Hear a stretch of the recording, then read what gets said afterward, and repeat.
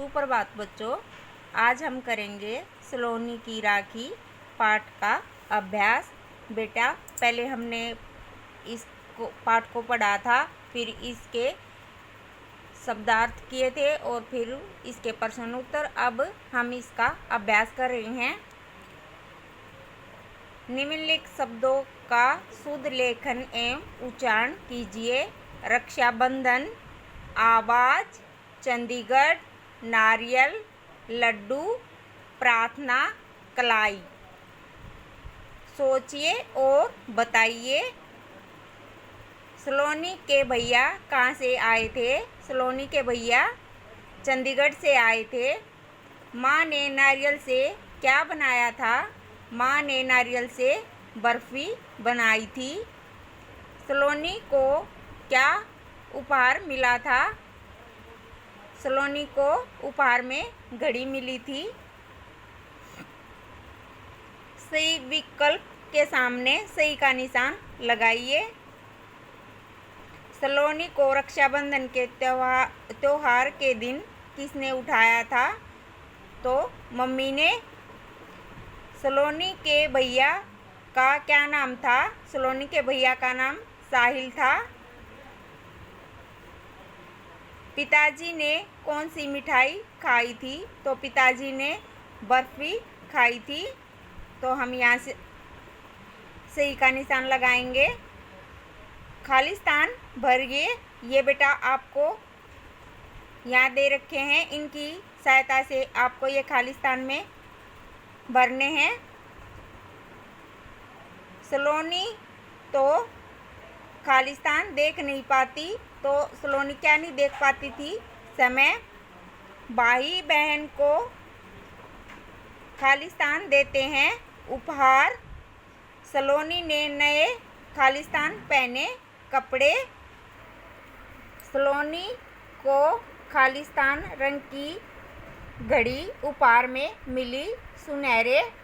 पिताजी ने खाली स्थान की बर्फी खाई तो नारियल की बर्फी खाई थी उनके पिताजी ने। निम्नलिखित प्रश्नों के उत्तर दीजिए। ये बेटा मैंने आपको आपकी कॉपी में भी नोट डाउन करवा दिए हैं और ये मैंने पीछे जो वीडियो भेजी थी उसमें करवा रखे हैं। काम वाले शब्दों को क्रिया कहते हैं। क्रिया से किसी काम के होने या करने का पता चलता है।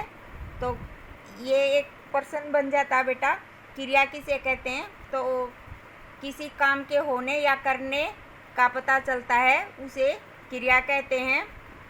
इस काम वाले शब्दों ब्रैकेट क्रिया पर गोला लगाइए। तो इसमें ये दे रखा है बेटा, जो इसमें क्रिया हैं उन पे हमें गोला लगाना है। तो गरीब क्रिया नहीं है, पूछा की क्रिया नहीं है, दौड़, उठाना, घर भी नहीं है बेटा, कमरे भी नहीं है। तो इसमें है बैठना, देखना और तैरना। इसके अंतर को समझिए। ये पत्थर है बेटा, पत्थर के दो अर्थ होते हैं। एक अर्थ होता है चिट्ठी और दूसरा होता है पत्ता। सलोनी ने अपने भैया को पत्र लिखा। पत्र बेटा जो चिट्ठी हम किसी को लिखकर भेजते हैं, और पत्ता होता है जो पेड़ पे लगता है। पेड़ से एक पत्थर गिर गया। तो एक ही शब्द है लेकिन इसके दो अर्थ हैं। इसी प्रकार आप इन शब्दों के अर्थ पढ़कर उनका वाक्य में प्रयोग कीजिए। सोना, धातु, नींद। मैंने सोने के गहने बनवाए। ये धातु वाला बेटा जिसके गहने बनते हैं, और नींद जो हम सोते हैं। सुमन को सोना है। हार के भी दो अर्थ हैं बेटा, एक माला, दूसरा प्राजित। मोहन ने सोहन को फूलों का हार पहनाया। राम चुनाव में हार गया। पढ़िए, समझिए और एक शब्द स्वयं लिखिए। ये बेटा ये पे आधा अम का माना जाता है, जिसके नीचे ये ऐसे होता है, और ये पे। तो इनको इसका एक शब्द हो गया प्यार और एक प्याला। ऐसे ही मक्खी और मक्खन न, ये धन्यवाद, इसका दूसरा शब्द बन गया न्याय। स्वच्छ, स्वस्थ और स्वच्छ, इसके एक शब्द स्वच्छ हो गया और एक स्वस्थ।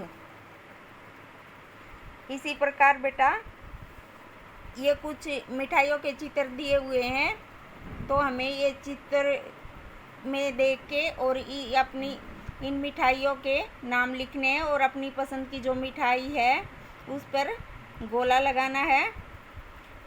गुलाब जामुन, इमरती, लड्डू और बर्फ़ी। और बेटा जो आपकी पसंद की मिठाई है आप उस पर गोला लगा दिए।